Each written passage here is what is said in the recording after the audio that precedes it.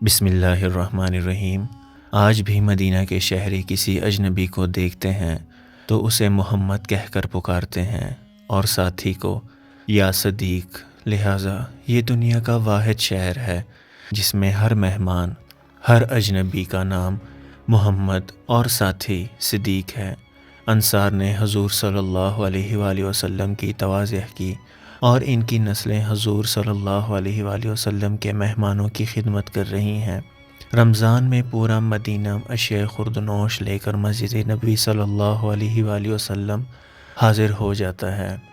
دسترخوان بچھا دیے جاتے ہیں۔ میزبانوں کے بچے مسجد نبوی صلی اللہ علیہ وآلہ وسلم کے دالانوں، ستونوں اور دروازوں میں کھڑے ہو جاتے ہیں۔ حضور صلی اللہ علیہ وآلہ وسلم کا جو بھی مہمان نظر آتا ہے وہ اس کی ٹانگوں سے لپٹ کر افطار کی دعوت دیتے ہیں۔ مہمان دعوت قبول کر لے تو میزبان کے چہرے پر روشنی پھیل جاتی ہے، نامنظور کر دے تو میزبان کی پلکیں گیلی ہو جاتی ہیں۔ میں مسجد نبوی صلی اللہ علیہ وآلہ وسلم میں داخل ہوا تو ایک 7-8 برس کا بچہ میری ٹانگ سے لپٹ گیا اور بڑی محبت سے کہنے لگا، چچا آپ میرے ساتھ بیٹھیں گے؟ میرے منجمد وجود میں ایک نیلگوں شعلہ سا لرز اٹھا۔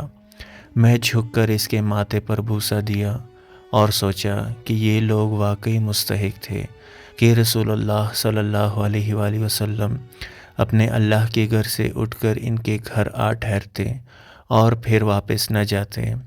وہاں روضہ اطہر کے قریب ایک دروازہ ہے، باب جبرائیل۔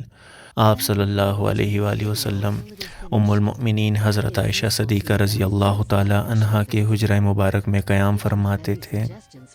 افطار کا وقت ہوتا، دسترخوان بچھتا، گھر میں موجود چند کھجوریں اور دودھ کا ایک آدھا پیالہ اس دسترخوان پر چن دیا جاتا۔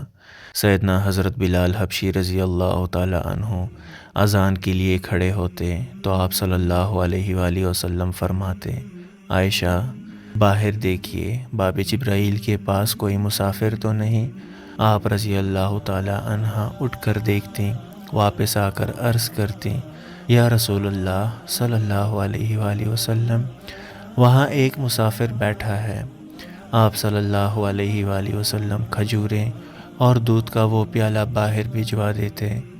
میں جو ہی باب جبرائیل کے قریب پہنچا، میرے پیروں کے ٹخنوں سے رانوں کی ہڈیوں تک ہر چیز پتھر ہو گئی۔ میں وہیں بیٹھ گیا۔ باب جبرائیل کے اندر ذرا سا ہٹ کر حضرت عائشہ رضی اللہ تعالیٰ عنہا کے حجرے میں میرے حضور صلی اللہ علیہ وآلہ وسلم آرام فرما رہے ہیں۔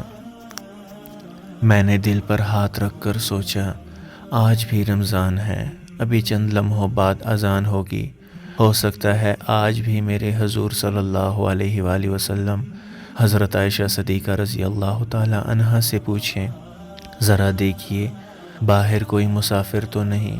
اور ام المؤمنین عرض کریں گی، یا رسول اللہ صلی اللہ علیہ وآلہ وسلم باہر ایک مسافر بیٹھا ہے، شکل سے مسکین نظر آتا ہے، نادم ہے، شرمسار ہے، تھکا ہارا ہے، سوال کرنے کا حوصلہ نہیں، بھیکاری ہے لیکن مانگنے کی جرت نہیں۔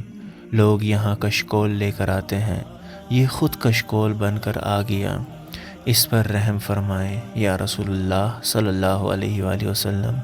بیچارہ سوالی ہے، بیچارہ بھیکاری ہے۔ اور پھر میرا پورا وجود آنکھیں بن گیا اور سارے اعضاء آنسو۔ اللہ تعالی ہمیں اپنے محبوب خاتم النبیین محمد صلی اللہ علیہ وآلہ وسلم کی شفاعت نصیب فرمائیں، آمین۔ درود پاک پڑھیں۔ اللہم صلی علی سیدنا محمد وعلی آل سیدنا محمد وبارک وسلم۔ مزید اچھی ویڈیوز کے لیے ہمارے چینل کو سبسکرائب کیجیے۔ جزاک اللہ خیر۔